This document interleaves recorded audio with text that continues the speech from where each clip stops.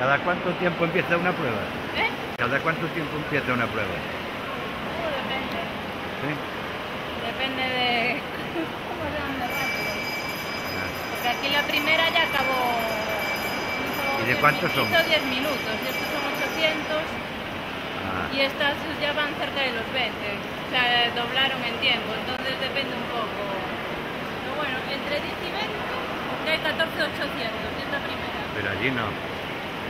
Aquello es para